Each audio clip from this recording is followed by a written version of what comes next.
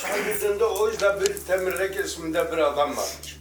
Bunun kızı çok şanlanmış. Güzelliğinde maşhur olmuş. Bunu bu Muş'tan bir hoca bunu Cindar Kuvatı'ndan getiriyor.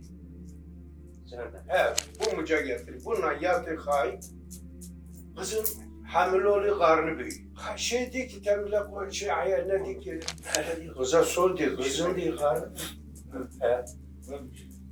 Diyor. Gece oldu bile diyor, beni diyor bir eletiyle bir yerde diyor, benimle o hoca eğlence yapın, geri de diyor, beni alıp buraya getirin. Kızım diyor, böyle olmaz, hele bir meyvasından, bir şeyinden getir. Neyse gene hoca elettiğinde, diyor hoca hayalin oldum.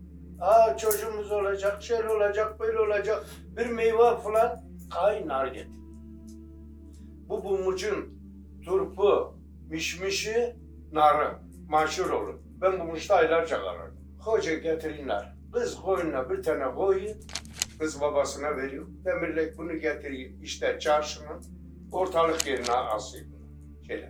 Diyor bunu kim bilirse tutun getir.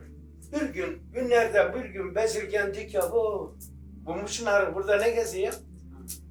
Hırpadan tutuyorlar. Getirdiler Temirrek'in yanına. Ne bu değil? Bu değil nar. Bu nerede çok olur? Bu Muş'ta. Temirrek askeri çekti. Bu Muş'u harap etmeye geldi. Ne diyor? Hoca ne diyor? Hoca Cindar Kuvatlı ya. Yerine diyorlar ki Temirrek bunu harap etmeye geldi. 3 güvercin. Birini sağlam. Birinin kanadını yolu kesiyor, uçağını. Biri de cız çırbağı. Yani bütün tüyünü yok. Bu Sacır kenarında derlerdi. Kamışta ne derlerdi, selle derlerdi. Evvel beret mi vardı, evvel şey mi vardı o zaman da bu hasirgen ederlerdi. Ben bunun içine koyuyor. Sabah namaz oluyor, gelmiyor. Hocanın ezan okumayın yani camiye gelmiyor. Hoca ne var ya diyorlar, öğlen oluyor gelmiyor, ikinin oluyor gelmiyor. Geziyorlar, hocayı bulamıyorlar, kapıyı kırıyorlar, içeriye giriyorlar, bulamıyorlar, bakıyorlar bu bir selle var. Selliyi kaldırıyorlar, o sağlam güvercin uçuyor. O sağlam güvercin uçup gidiyor. O bir tanesi de kanadı tam kesik, parpazlıyor. O cesur batar, dolanıyor.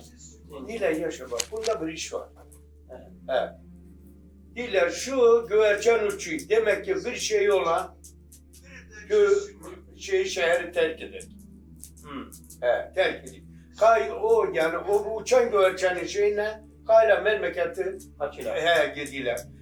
Parpazlayan öte de parpazlıyı tamamlıyor uçayla. O da yayan, karı koca bilmem ne kalıyor, Temirrek geliyor, ulaşıyor, memleketi harap ediyor. 7 daha Muş'u harap ediyor.